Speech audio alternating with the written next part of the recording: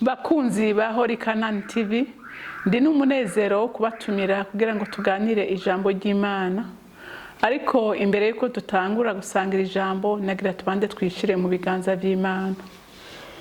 Mana datarugira byose uri mu ijuru, Mana yera, Mana nziza, muvyeyi mwizo twitwararika imisi yose, ndaguhaye icubahiro n'ishimwe bikubereye. Uri Imana iturinda ku murango no mwijoro, kanatsinda yarabitubwiye mu ijambo ryawe, uravuga ko udasinzira na rimwe ku bwacu, ariko uhora uri maso kandi uravuga neza ko dupfumbase mu biganza byawe. Ndagushimiye rero kutweretse umunsi nk'uyu tukaba tuwubonye, nuko wadupfumbase nuko waturinze, natwe nk'abana bawe tuje tukuninahaza tukengura ukugo rukundo n'ubwo buntu butangaje. Uri Imana nziza, uri Imana itwitwararika. Rero muvyeyi mwiza, ndakwingize n'aka kanya tugiye gusangira ijambo ry'Imana, ndasenze ngo presence ya Mpwemu Yera ibe hagati muri twebwe. Mpwemu Yera undongore kandi uhishurire abana bawe ijambo ry'Imana. Jewe norivuga nabi, ariko wewe uzi kuvuga neza. Rero ugabura ibikwiye kugira ngo abana bawe baronke ifunguro rikwiye ry'uyu munsi. Rero ndagushimiye ko wemeye kubana nanje, hanyuma icubahiro cyose nishimwe bibi vyawe. Nkaba ndabisenze ndavyizeye kuvyumvise mu izina ry'umwami wacu Yesu Kristo. Amen, amen. Rero bakunzi ba Holy Canaan TV, nukuri ndanezerewe cyane. Numugisha kubana namwe, numugisha gusangira ijambo namwe.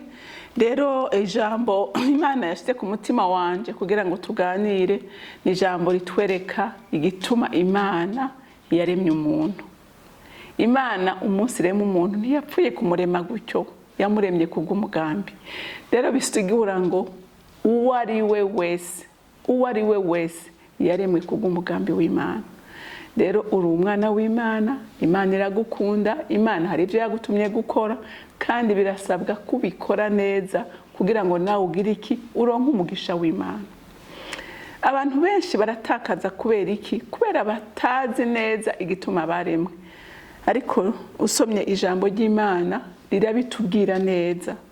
Reka dutangure turabe igituma Imana yaremye umuntu, umugambi yari imufitiye. Dusome mu Itanguriro igice cya 2, turasoma umurongo w'indwi hanyuma n'uw'umunani, hama duheze tumanuke dusome kuva ku murongo wa 15 dushikane ku murongo w'17. Haravuga ngo Uhoraho Imana abumba umuntu mu mukungugu wo hasi, amuhemukira mu mazuru impwemu y'ubugingo, umuntu acaba ufise ubugingo. Uhoraho Imana atunganya itongo muri Edeni, mu ruhande rwo mu buseruko arushiramwo uwo muntu yabumvye. Reka dusubire tumanuke ku murongo wa 15. Uhoraho Imana ajana wa muntu amushira muri iryo tongo ryo muri Edeni ngo aririme kandi arizigame. Uhoraho Imana abarira uwo muntu ati, igiti cyose cyo muri iryo tongo ukijyeko uko ugomba, kibi ntuzokijyeko, kuko umunsi wakiriyeko uzopfa nta kabuza. Amen. Murumvise rero ko Imana umunsi irema umuntu yari yabuteguye kuva kera, kuko ihejeje kurema isi igashiramo ibintu byose bikenewe, yavuze ngo isi ndayiremeye umuntu. Haleluya. Twabibonye ko Imana ngo yagiye igira iki, ibumba umuntu mu ivu, hama ihejeje kumubumba igira iki, imuhemukiramwe impwemu yayo ngo acabugize iki, acaba ufise ubugingo. Rero Imana iravuga ati ko mpejeje kubumba uyu muntu, mpejeje kumurema, mpejeje kumuha ubugingo, kuko Imana yamuremye he? Yamuremye mu ishusho yiwe. Haleluya. Yamuremye mu ishusho yiwe. Umuntu yiyumvira nk'Imana, umuntu yakora nk'Imana, umuntu nta cyaha yagira. Haleluya. Umuntu nta cyaha yagira. Hanyuma ihejeje kumurema iravuga ngo rero ngira ndamutware muri cya kibanza namutegurira. Haleluya. Araha twasomye ku murongo wa 15 ngo Imana ijana wa muntu imushira he? Imushira muri rya tongo. Haleluya. Urumva ko Imana irema ijuru yaravuze ati ijuru nzoribamwo, ari bamwe na Yesu, ari bamwe na mpwemu yera n'abamarayika n'abaserafi n'ibinyabugingo, ababa mu ijuru bose murabazi. Ariko isi iravuga ngo ndayiremera umwana w'umuntu, kandi ntegerezwa kumutunganiriza ikintu cyose kizomutunga kugira ngo abeho neza. Haleluya. Umuntu rero Imana ikimujyana he? Araho ku murongo wa 15 twasomye ngo Uhoraho imujyana muri rya tongo.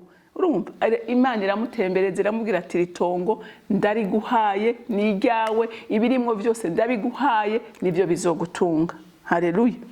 Ariko ikimubwira ikintu gikomeye, ati komeje kuritunganya jewe neza, uruhara rukomeye rusigaye n'ugwawe.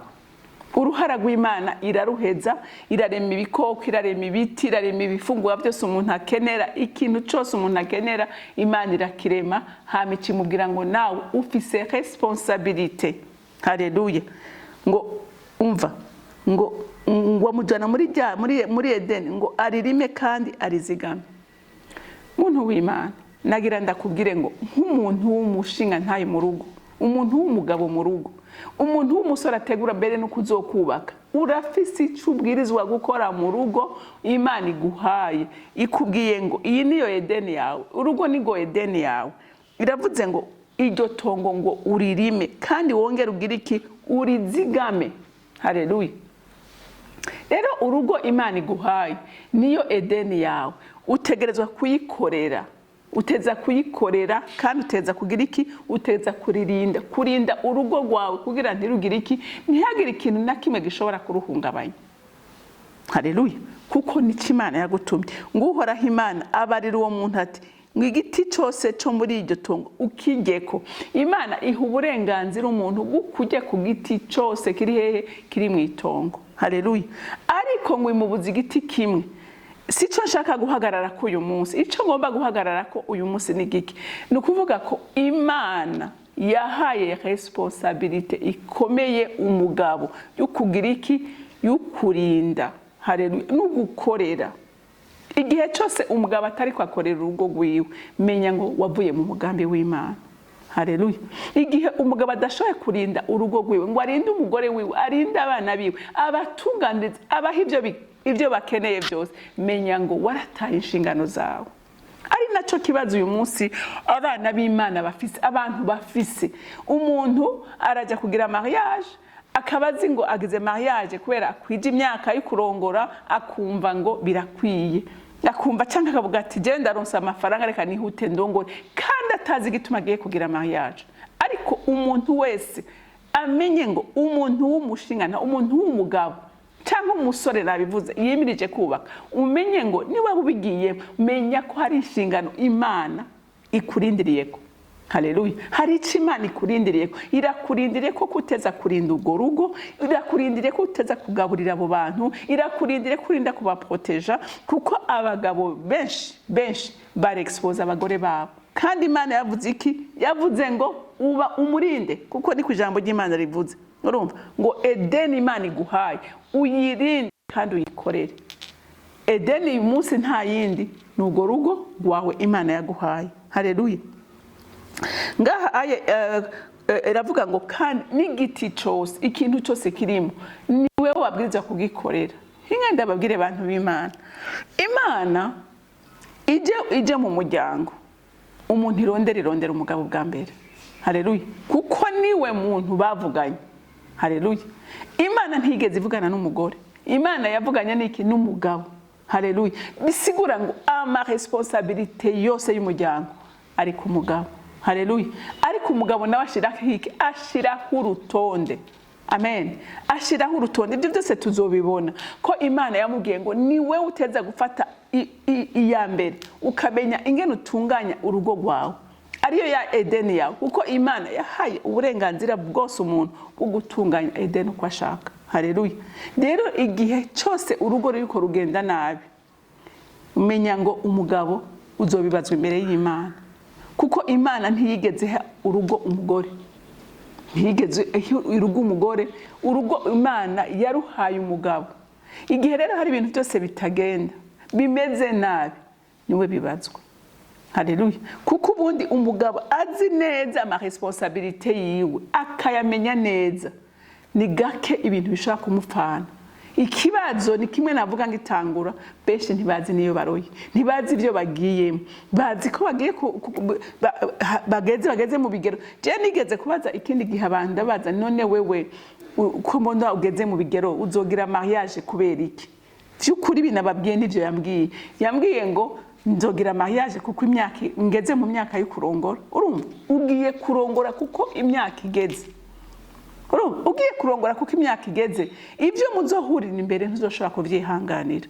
Ariko igihe uzi neza ko ugiye gukora umugambi Imana yashizeho, ugiye kubahiriza itegeko Imana yashinze, bizogutuma usengera urugo rwawe, bizogutuma wubahiriza urugo rwawe, bizogutuma uruproteja, bizogutuma urukorera ikintu cyose cyiza gituma haba amahoro mu rugo. Uzokwirinda ikintu cyose gishobora gutera umudurumbanyo mu rugo rwawe, gishobora guhungabanya umugambi w'Imana. Haleluya. Kuko umuntu wese yaremwe azobazwa icyo Imana yamushiriyeho ingene yagikoze.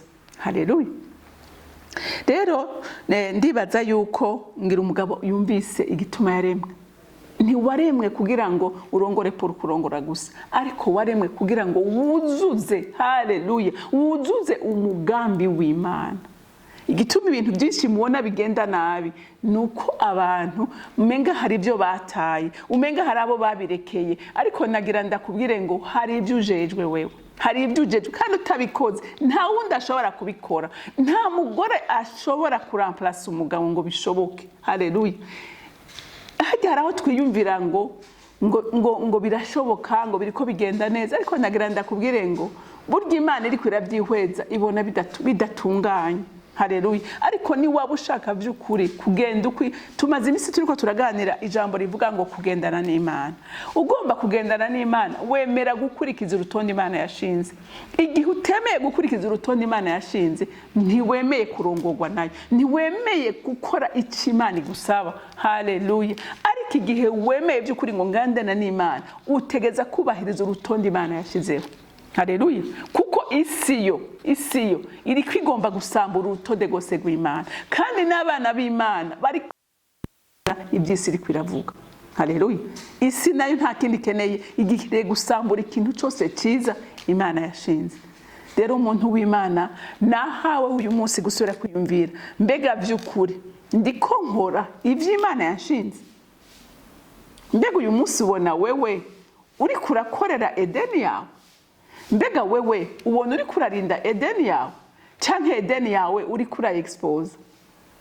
Kuko uyu munsi hariho amakosa abantu bakora kubera abandi bataye ikibanza Imana yabashizemo, bigatuma ubundi akora amakosa kubera kubabara, kubera siwe yarabijejwe, ariko abikora nabi. Ariko igihe umugabo yamenye uruhara rwiwe, nukuri Edeni irashoboka. Edeni iriho, Imana yarayiremye, ugombye kwibaho irabaho, ariko ugombye kwitabaho ntibaho. Rero umuntu w'Imana nahawe kuraba by'ukuri mbega uhagaze gute. Haleluya. Mbega uri kurarinda, mbega uri kurakorera. Nahawe rero kwisuzuma ukabona waravuye mu murongo Imana yashinze, garuka. Nama ndabivuga kenshi ngo Imana ni inyembabazi, uyigarutse ko irakwakira, kandi kwakirana imbabazi n'urukundo. Rero reka tugeze ngaha, tuzobandanya ku munsi w'ejo, tuzogenda turaba ivy'Imana yashinze, hama nawe ugende wikosora, kandi nzi neza wikosoye ko byose bizogenda neza. Rero Imana yo mwijuru ibantera umugisha, mugira umunsi mwiza, mwarahezagiwe.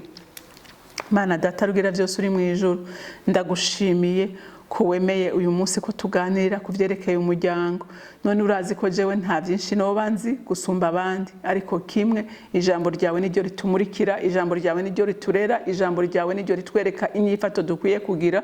None ndasenze ukomeze kumpishurira Mpwemu Yera, ukomeze kubana nanje, kandi ukomeze no guhishurira abana b'Imana abari baravuye mu nshingano zabo, bazigarukemwo, kuko dufise Imana idukunda, dufise Imana itwitaho, dufise Imana iduhanura ku munsi, dufise Imana duteze ibiganza kugira ngo itugirire neza. Rero ugirire neza umwe wese, Mpwemu Yera, ukangura iyo mitima yose yakomantaye nk'amabuye, uyoroshe kugira ngo igaruke ku rufatiro, kuko nitwagaruka ku rufatiro nzi neza ko ibintu byose bizogenda neza. Rero ndagushimiye Mana kubyumva wavyumvise kandi ko wemeye kubikora urekerera ishimwe n'icubahiro bibi vyawe nkaba ndabisenze ndavyizeye ko uvyumvise mu izina rya Kristo Yesu nsenze gutyo amen amen mwarahezagiwe Imana ibampera umugisha mugire umunsi mwiza